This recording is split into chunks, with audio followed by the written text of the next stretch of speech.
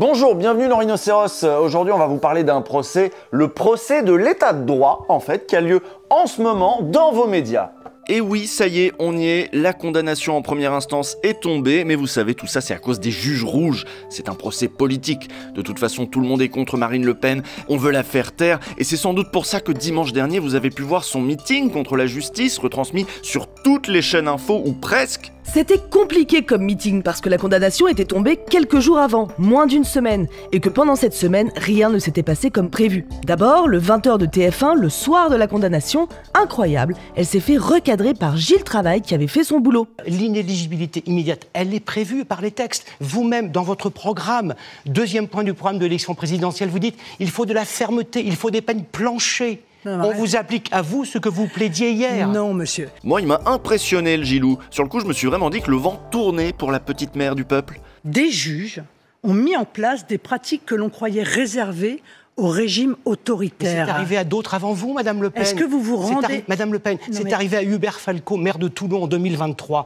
On imagine qu'elle avait connu meilleur lundi, surtout que le jour même, il fallait trouver des éléments de langage pour les troupes, fallait qu'elles tiennent ces troupes, fallait que ces troupes se tiennent, notamment sur les plateaux télé, et c'était compliqué parce que tout le monde était un peu sur les nerfs, il y a eu quelques sorties de route, notamment celle-ci. Et d'ailleurs, on le voit bien dans le jugement, ce qu'on reproche à Marine Le Pen particulièrement et au Rassemblement national, c'est de pouvoir gagner l'élection présidentielle. Parce que très clairement, la motivation, non, je vais aller au bout parce que c'est important, la motivation de ce jugement, la motivation, vous fermez-la. Pardon? Non, s'il vous plaît. Vous fermez-la. C'est ça votre réponse? Vous fermez-la. Qui, monsieur? Odoul s'est agacé, il a refusé de s'excuser face à l'avocat Patrick Klugman, et ce, malgré les demandes répétées de Darius Rochebin. Julien Odoul, je vous demande, retirez s'il vous plaît le fermez-là, c'est pas le ton. Non, retirez-le, s'il vous plaît. Non, je ne le retire pas. Si, retirez-le. Non, ça n'est pas. Je ne le retire pas. Vous avez le droit. Non, mais s'il vous plaît. C'est le point qui mène le débat. Vous avez le droit de discuter en des termes très vifs même, mais s'il vous plaît, pour simplement la bonne tenue d'un débat démocratique, retirez le fermez-là. Non, je ne le retire pas. Retirez-le. Je ne le retire pas. Retirez-le. Monsieur insulte en permanence, que ce soit les cadres du Rassemblement national et leurs électeurs depuis très longtemps. Voilà. Et voilà l'argument classique, si vous m'insultez, vous insultez mes 15 milliards d'électeurs. C'est un argument qui revient souvent, ça. C'est un argument qu'on a beaucoup entendu en plateau la veille du jugement de Marine Le Pen. Est-ce que priver Marine Le Pen de présidentielle, ça n'était pas priver de présidentielle ses électeurs? En tout cas, ça, c'était la ligne du RN et de ses militants. Le sujet de fond, c'est est-ce que des juges peuvent priver les électeurs de leur droit de choisir le futur président de la République? C'est ça le véritable fond du sujet. Sauf que c'était surtout l'avis des militants, justement. Dans le même reportage, le magazine En Société de France 5 nous présentait aussi d'autres profils d'électeurs. Par exemple, il y avait ceux qui étaient contents, et oui, ça existe. Selon les enquêtes d'opinion, ils sont même plutôt majoritaires dans le pays. Les gens sont plus intelligents que vous. Forcément, si on nous met en tôle, ça va être compliqué d'avoir le pouvoir. Vous allez en tôle parce que vous avez fait des choses pas bien. Elle est énervée. Et puis dans ce petit sujet, qui suivait des militants qui tractaient sur les marchés, on pouvait aussi entendre des gens comme cette dame. Pour défendre Marine. Ouais, elle a fait sa connerie. Pour nous, elle a pas fait de conneries en fait. Pour la présidence... Ah non, j'espère pas. On a encore de l'espoir. Parce que j'aurais voté pour elle. Non.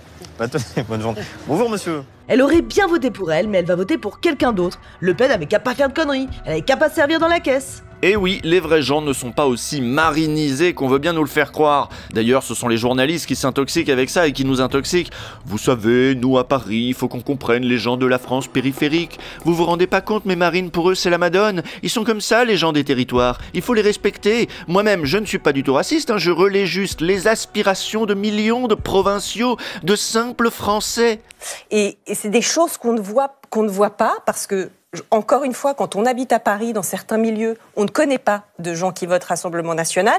Ce qui est lié au personnage de Marine Le Pen, d'ailleurs que ses électeurs appellent Marine, qui est très fort. Jordan. Et c'est marrant, c'est devenu une figure récurrente, le journaliste de Paris qui nous dit qu'il faut écouter le bon peuple en région. Alors le but, c'est évidemment de défendre le RN en ayant l'air de pas y toucher. Il s'agit toujours de nous dire qu'il faut qu'on se mette à la place de ces pauvres gens, Ils sont des millions quand même. Ces gens de la France périphérique, un jour ils ont le sentiment de submersion migratoire, et il faut les écouter. Le lendemain, ces gens, ils pourraient avoir le sentiment que la justice est politique et qu'elle leur vole la présidentielle. Après tout, Marine Le Pen est haut dans les sondages. Ils veulent faire des sondages aussi, les juges? Et si c'était les sondages qui devaient être juges finalement? C'est ça aussi, écouter les gens, c'est écouter les sondages. Et les sondages, ils disent que les gens veulent Marine Le Pen. Elle est favorite, elle le répète, ses lieutenants le répètent.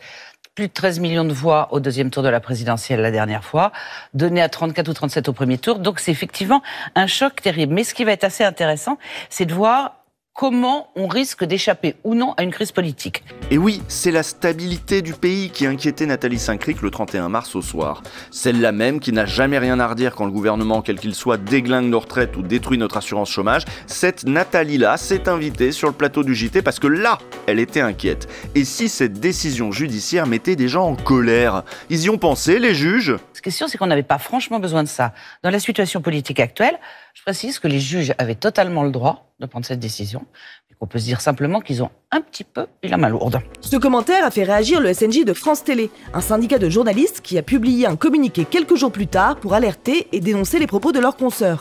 Un éditorial est un exercice journalistique particulier qui est censé refléter l'orientation générale d'un titre de presse. Mais dans les JT de France 2, cela fait bien longtemps que les éditos ne sont plus discutés avec la rédaction.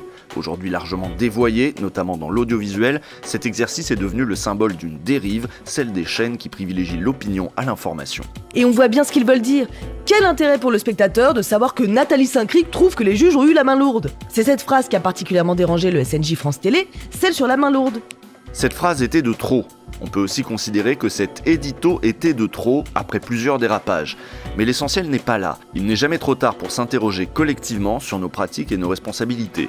À l'heure où l'extrême droite est aux portes du pouvoir, où l'état de droit n'est qu'une opinion pour certains, il y a urgence. Et en même temps, on comprend Nathalie Saint-Cric. Comme tous les journalistes politiques, elle est obsédée par la présidentielle, le casting de la présidentielle, les sondages avant la présidentielle. C'est ça qui fait tourner son petit monde, et pas le détail des affaires judiciaires des uns et des autres.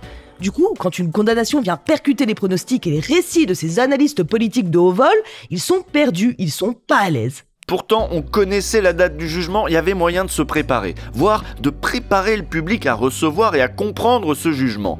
Mais LCI, BFM et France 2 s'y étaient pris n'importe comment. Le 30 mars, la veille donc, ces trois chaînes avaient chacune préparé un documentaire sur Marine Le Pen. Pas sur l'affaire des assistants parlementaires, sur Marine Le Pen. Sa carrière, son histoire, ses affaires de famille, sa relation avec Bardella et son rendez-vous avec les Français. Sur LCI, c'était Le Pen, la politique en héritage. Sur BFM TV, c'était Le Pen, Bardella, les secrets d'impact. Et sur France Télé, on a un peu plus parlé du procès, c'est vrai, c'était un peu plus anglais là-dessus. Merci de nous retrouver pour la suite de 13h15 avec cette question politique qui va résonner ce lundi. Marine Le Pen pourrait-elle être dans l'incapacité de se présenter à la présidentielle de 2027 ? La décision de justice sera rendue ce lundi dans le cadre de l'affaire des assistants parlementaires européens pour laquelle elle comparaît. Nous avons suivi plusieurs responsables du RN et notamment son président Jordan Bardella. Quelle est la stratégie de la formation politique qui a bousculé l'échiquier politique ? Mais là aussi, l'angle c'était Marine, Jordan, le parti dans la tourmente. Que vont-ils faire si jamais l'héritière est inéligible ? Rien sur le fond de l'affaire, là non plus. Les spectateurs de France 2 n'apprendront pas grand-chose et forcément, le lendemain, s'ils sont toujours devant France 2 le soir et qu'ils écoutent le journal, ils pourraient être amenés à se dire que c'est quand même brutal une histoire comme celle de Marine Le Pen, si longue, si passionnante, qui se termine comme ça, sur une décision de justice. Vous avez compris la mécanique, hein ? Les médias se réveillent à la fin du procès. Ils n'expliquent pas les enjeux du procès et la seule chose qu'ils commentent, c'est la décision finale, sans rien avoir suivi à ce qui s'est passé pendant des semaines de procès et même des années d'instruction. Évidemment, tout ça nous rappelle une autre affaire que beaucoup ont semblé découvrir à la fin du procès. Bonjour, c'est Nicolas Sarkozy, et là pour lui ces jours-ci c'est aussi le temps des procès. Le plus important des procès de Sarkozy s'est achevé cette semaine. On ne connaît pas encore le jugement qui tombera dans quelques mois, mais on connaît les réquisitions du parquet qui réclament 7 ans d'emprisonnement contre l'ancien président dans l'affaire des présumés financements libyens. 7 ans, c'est-à-dire de la vraie prison, hein, pas juste du bracelet électronique, en plus il en a déjà un. Depuis le temps, vous savez sans doute ce que la justice reproche à Sarkozy dans cette affaire. Elle lui reproche un pacte de corruption avec le régime de Kadhafi, c'est-à-dire d'avoir touché de l'argent libyen pour financer sa campagne présidentielle de 2007. Faut le rappeler parce que c'est quand même énorme, hein. C'est gravissime comme accusation. Et il faut avoir ça en tête pour comprendre les réquisitions du parquet. Écoutez à ce propos ce qu'on pouvait lire dans Le Monde le 27 mars dernier. Au cours des 12 semaines d'audience, c'est un tableau très sombre d'une partie de notre République qui s'est dessiné, a lancé le procureur Sébastien Delatouane en abordant la dernière ligne droite du réquisitoire. S'en prenant à Nicolas Sarkozy, il a dénoncé une quête effrénée de financement pour satisfaire une ambition politique dévorante et prévenu que seule une peine d'emprisonnement et d'amende ferme sera en mesure de protéger la société. Quand on lit cet article et qu'on prend connaissance de ce qui s'est dit durant ces 12 semaines de procès, c'est vrai qu'on est choqué. En tout cas, le réquisitoire et la peine de 7 ans réclamée par le procureur ont choqué la journaliste Isabelle Saporta qui s'exprimait sur le plateau d'LCI. C'est-à-dire que quand je lis la violence du réquisitoire, moi en tant que Française, en fait je suis choquée en fait. Ça voudrait dire qu'on a, pardonnez-moi de cette trivialité, qu'on a eu une pourriture en fait. C'est ça qu'ils sont en train de nous dire. Ils sont en train de nous insulter nous aussi en fait là. Alors pas du tout en fait, ils sont en train de nous protéger en fait. C'est ça que disait le parquet d'ailleurs. En plus, moi j'ai jamais voté pour Sarkozy, donc perso je me sens pas insultée. Et il y a peut-être au contraire des Français qui seraient soulagés de voir Sarkozy aller vraiment en prison, si les faits qui lui sont reprochés sont avérés. Ce serait le signe que notre justice fonctionne, et que même un ancien président de la République n'est pas au-dessus des lois. Évidemment, personne ne va dire ça sur un plateau d'LCI. En même temps, les pauvres, ils n'ont rien suivi, donc forcément, c'est compliqué tout ça pour eux. Je connais rien de cette affaire, bon, évidemment, mais à aucun moment, j'ai eu la sensation de « Ah oui, d'accord, ça y est, ah oui, là, c'est sûr. » Non. À chaque fois que je regarde, je ne comprends pas. C'est-à-dire, moi, il me faut des preuves. Quand on annonce des millions, mais je veux voir cet argent, je veux voir où il a fini, je veux voir au moins 2-3 billets qui traînent et qui font la preuve qu'il était au courant. Moi je trouve ça étonnant que Philippe Val, un ami de Carla Bruni, ne se soit pas intéressé à une affaire dont on parle depuis 10 ans. Et moi je trouve ça étonnant qu'on lui demande son avis à lui. À quel titre? Sur son bandeau, il y a juste écrit « Ancien directeur de Charlie Hebdo ». Mais aujourd'hui il fait quoi? On sait pas, il est juste là quoi. Mais attendez, il y a eu pire sur LCI. Je sais avec toute la certitude du monde que mon père est innocent. J'ai envie de dire au pays que j'ai jamais été aussi fier d'être son fils. Voilà, le fils de Sarkozy, Louis, 27 ans il a. Alors, lui aussi, on se demande ce qu'il fout là. C'est quoi ce pistonnage? Comment il s'est retrouvé là? Est-ce qu'il y aurait des liens entre Martin Bouygues, le patron de TF1, et la famille Sarkozy? Mais qu'est-ce que tu racontes? C'est le parrain de son fils. Mais enfin... De ce fils-là? Mais oui, de ce fils-là. Bon, tout ça pour dire qu'évidemment, c'était pas sur les chaînes du groupe Bouygues qu'il fallait aller si vous vouliez savoir si 7 ans de prison c'était beaucoup ou pas. En fait, il fallait même plutôt éviter d'écouter la télé. En tout cas, c'est ce que nous a conseillé Fabrice Arfi sur le plateau de Backseat. Les journalistes qui, dans l'espace télévisuel, ont majoritairement pris la parole là-dessus, ce sont des éditorialistes politiques qui n'ont pas foutu un orteil au tribunal, qui n'ont pas ouvert une page du dossier, mais qui se sentent gonflés de je ne sais quel orgueil professionnel suffisant pour se dire « Tiens, je vais donner des leçons de maintien à la terre entière, je vais dire ce qu'il faut penser des réquisitions du parquet national financier, et je vais même vous dire que le dossier est vide. » Fabrice Arfi est un journaliste d'enquête et on le sent, il est saoulé par les éditorialistes et les bavardages de plateau télé. Il s'en plaignait déjà quelques semaines plus tôt sur le plateau de C'est Médiatique. Il rappelait un truc simple, le procès Sarkozy, il était public. D'ailleurs, la salle était blindée. Je pense que pour les étudiants en droit ou en journalisme, c'était un procès à ne pas louper. T'en vois pas deux comme ça dans ta vie. Et pourtant, il y avait des absents à ce procès. Il n'y a pas un seul journaliste de la télé, de France 2, de France 3, de TF1, de BFM, de LCI, de CNews qui assiste au procès. Et Fabrice Arfi n'était pas le seul à l'avoir remarqué. Laurent Valdiguier est journaliste à Marianne et lui aussi, il a déploré le manque d'intérêt de ses confrères pour ces audiences pourtant exceptionnelles. Globalement, ce procès est sous couvert par la presse française. Donc c'est dommage avec le recul que la France entière n'ait pas eu plus de médias susceptibles de leur raconter les épisodes de cette audience. Nicolas Sarkozy, il a un collier d'immunité dans le groupe Bolloré. Ils font tout, cette espèce de machine qui s'est mise en route pour détruire l'ancien président de la République. Un ancien président de la République qui ne représente pas un danger pour les Français va dormir potentiellement en prison, alors que des délinquants, eux, sont pignon sur rue et sont encore sur les points de deal à l'heure où on se parle. Je sens un esprit sans culotte dans ce rituel de vexation qui va de la pose du bracelet électronique au retrait de la Légion d'honneur. Et c'est un scandale. Donc le groupe Bolloré n'est quasiment jamais là, et même le Parisien de Bernard Arnault le couvre assez peu, en pointillé. On a là un début d'explication. Ni Bouygues, ni Arnault, ni Bolloré n'ont tenu à accabler cet ancien chef de l'État avec lequel ils avaient eu de si bonnes relations de travail et plus encore. C'est tout le souci quand on laisse les milliardaires faire main basse sur les médias. Le jour où un de leurs copains a des problèmes, c'est pas leurs chaînes qui vont nous en informer correctement. Et s'il y a bien un président qui était l'ami des milliardaires et qui ne s'en cachait pas, c'était bien Nicolas Sarkozy. Mais peut-être que c'est pas ça. Peut-être que si, pendant 12 semaines, les grands médias nous ont parlé de tout, sauf d'un des procès les plus importants de l'histoire de la Ve République, c'est peut-être parce que les gens s'en foutent de ce procès. Tout simplement. C'est en tout cas l'hypothèse de l'animatrice d'M6, Karine Le Marchand. Moi, je pense qu'il y a beaucoup de Français qui s'en foutent complètement. Bah oui, mais en même temps, si on leur explique pas. Là-dessus, Mediapart a quand même beaucoup bossé. Ils ont même sorti un film en début d'année qui s'appelle « Personne n'y comprend rien », pour dire qu'en fait, si, on peut très bien comprendre l'affaire des financements libyens, c'est pas si compliqué. Et le film a fait 145 000 entrées. Pour un docu, c'est pas rien, comme l'expliquait sur France Inter le journaliste de Mediapart, Michael Hachdenberg. Parce que partout où on va, on fait salle comble, il y a des salles qui refusent du monde, et on voit une adhésion du public qu'on soupçonnait pas. Il n'y a pas de jugement moral, il n'y a pas de « il faut penser ci, il faut penser ça, il est coupable, il n'est pas coupable ». C'est un film très factuel en fait. Où sont les documents bancaires? Où sont les virements? Il n'y a pas un document, pas une photo, pas un compte, pas une preuve. Il n'y a que la haine, la boue, la médiocrité, la malveillance et la calomnie. Qui peut croire à une fable pareille? Alors ok, il y a peut-être un intérêt des Français, mais peut-être qu'ils n'ont pas non plus envie d'entendre parler du procès tous les soirs au journal de 20h avec un petit sujet et un récap des audiences du jour. C'est peut-être ça que les journalistes se sont dit en conférence de rédaction. Sauf que c'est étrange parce que les rédactions, elles le font pour d'autres procès. Quand c'est des affaires avec des meurtres d'enfants ou des affaires avec des stars par exemple. Ces dernières semaines, tous les soirs, il y avait un point sur le procès de Pardieu. On débriefait les audiences du jour, pourquoi ça n'a pas été fait pour l'affaire Sarkozy. Pendant des mois, des années même, Sarkozy a intimidé les journalistes qui osaient lui poser la moindre question sur l'affaire libyenne. Vous vous souvenez forcément de « quelle indignité ».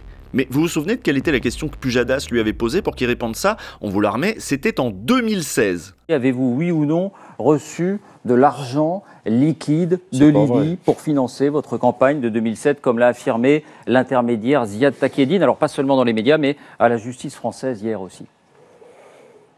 Quelle indignité.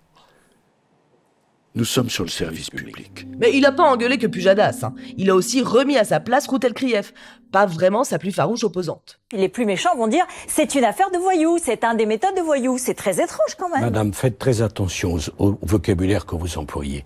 Parce que je ne suis pas quelqu'un qui plaisante, donc vous ne parlez pas de moi comme un voyou. Mais Pujadas et El Krief se sont calmés depuis.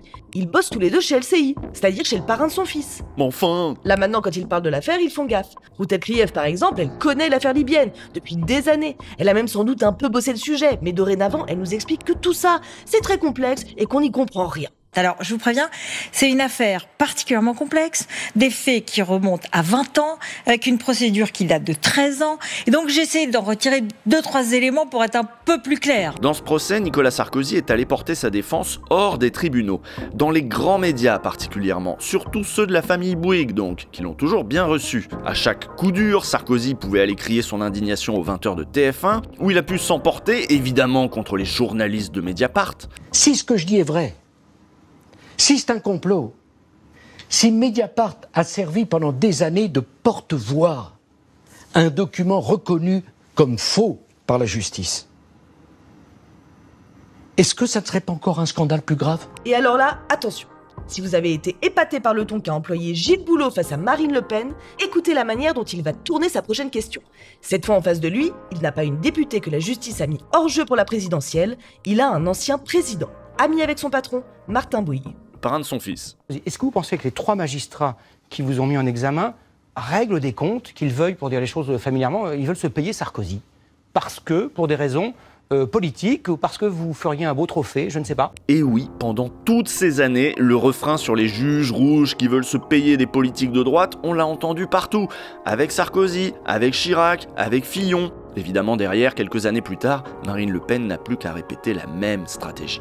D'autant plus que, comme dans l'affaire Sarkozy, les journalistes, là non plus, n'ont pas fait le travail de pédagogie sur l'affaire elle-même. Ce qu'elle a fait, est-ce que c'est grave? Est-ce que c'est banal? Comme d'habitude, les grands médias se sont contentés d'inviter Fabrice Arfi à la fin en lui demandant de défendre la justice, lui, tout seul, avec ses petits bras, en face d'invités de mauvaise foi et soumis à des questions souvent limites. Et oui, et c'est pas son boulot de défendre les juges en plus. Lui, son boulot, c'est d'enquêter.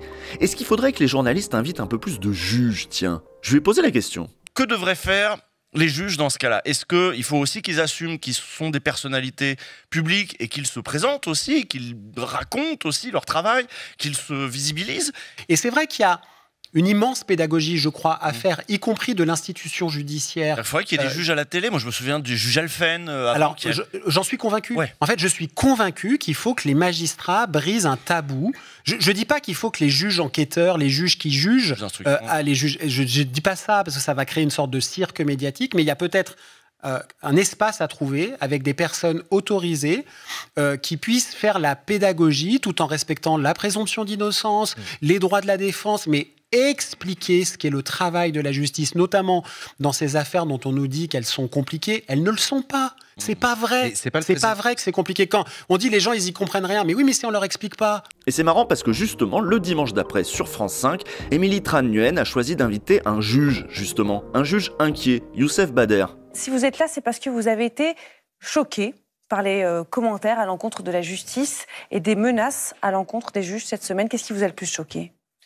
Si vous voulez, la décision qui a été rendue le 31 mars, tout le monde dans la magistrature s'y attendait un petit peu en termes d'écho. Ce qui est anormal aujourd'hui pour moi, et pour mes collègues j'imagine, c'est qu'une collègue soit placée sous protection policière. En fait, ça c'est juste inadmissible, inadmissible. Moi je me sens solidaire de ma collègue, auquel j'apporte tout mon soutien, que je ne connais pas par ailleurs. J'exerce exactement les mêmes fonctions qu'elle. Mardi dernier, un septuagénaire a été interpellé dans les Hauts-de-Seine. Sur les réseaux sociaux, il avait menacé la juge qui présidait le tribunal qui a condamné Marine Le Pen. Il avait posté une photo de guillotine assortie de ce commentaire. Ce que mérite cette salope. Voilà le climat dans lequel on baigne. Voilà le climat qu'entretient le RN, qui a renoncé à sa stratégie de dédiabolisation. Un climat qui ne semble pas choquer les journalistes plus que ça.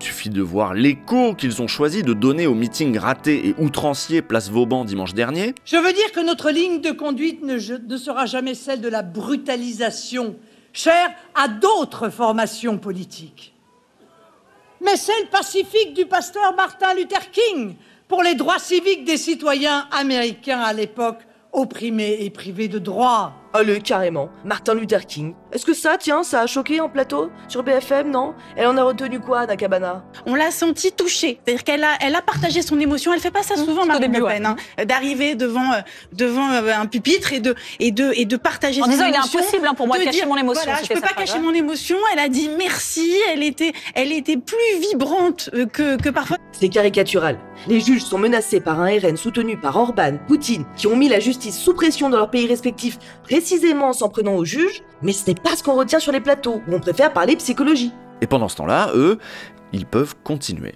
C'est pas une décision de justice qui empêchera l'immense espoir que représente aujourd'hui notre formation politique et notre mouvement, non seulement de se rapprocher de la victoire, mais de mettre en œuvre les idées qui sont aujourd'hui attendues par des millions de Français. Mais avec quel candidat si ce n'est pas Marine Le Pen ?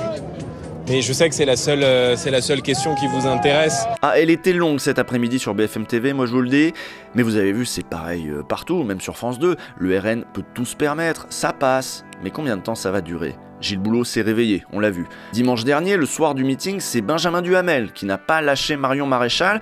Sauf que vous allez le voir, il a un secret, attention. Ça veut dire au fond que si c'était à refaire, le Rassemblement national pourrait de nouveau confier au majordome de son leader un contrat d'assistant parlementaire.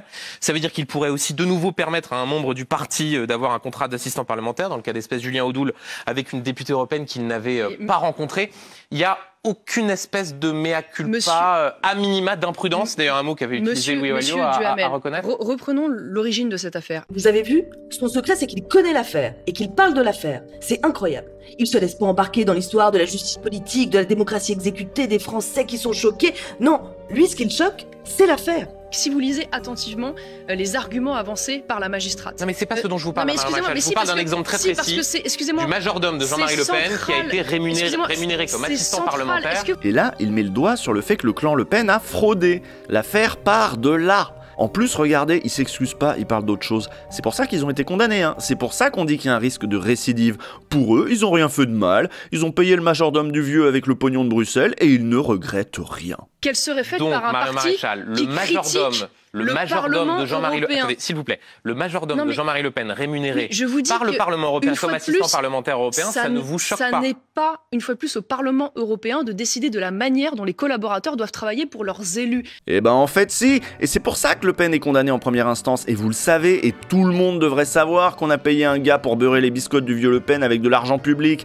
Mais pour ça, il faut que les journalistes fassent leur travail, comme Benjamin. Il faut tenir les cadres du RN pour responsables de ce qu'ils font, de ce qu'ils disent disent. Leur défense est dangereuse pour l'état de droit, mais en plus elle est intenable, comme le notait la journaliste politique Rachel Gara-Valcarel. Je m'interroge sur la capacité du Rassemblement national à tenir ce discours pendant 2 ans, ce discours victimaire pendant 2 ans. Alors après, je sais bien, j'ai bien en tête les 3 dernières années. Au moins jusqu'à l'été 2026, quand on aura la décision. Et même plus, puisque elle sera pas relaxée en appel. Alors après, j'ai bien en tête que depuis 2022, au moins, tout coule sur Marine Le Pen. Il n'y a rien qui accroche. Il y a parfois eu des fautes de quart. Jamais rien ne lui a été reproché. Même une campagne législative complètement ratée n'est pas reprochée au RN. Mais peut-être que ça peut changer, ça. Vous imaginez si les grands médias se préoccupaient d'autre chose que des guerres de succession ? Si les éditorialistes se montraient aussi impitoyables avec le RN qu'avec les Insoumis ? S'ils s'intéressaient aux affaires et les racontaient correctement ? Après, ce qui est très probable, c'est que s'ils lâchent le clan Le Pen, c'est pour se trouver un autre chouchou. Si le RN est grillé, ils peuvent complètement essayer de nous vendre un Wauquiez ou un Retailleau, ou même un plus jeune, qui aurait les mêmes idées mais pas encore d'affaires au cul. Un qui passe bien dans les médias et qui est un peu mieux installé dans la bourgeoisie française. Tiens d'ailleurs, vous savez qui c'est le parrain de Louis Sarkozy ? Donc voilà, conclusion de la conclusion, on a besoin d'enquêtes faites par les journalistes, mais on a aussi besoin que les autres journalistes relaient ces enquêtes, expliquent ces enquêtes, qu'est-ce qui est reproché à ces politiques, plutôt que de prendre les arguments de ces politiques et se dire que tout est un débat, alors on peut y aller, voilà, c'est ça notre conclusion. Et nous on se retrouve dans une semaine pour une nouvelle émission, et en attendant, n'hésitez pas à soutenir la presse et à soutenir Blas si vous le pouvez.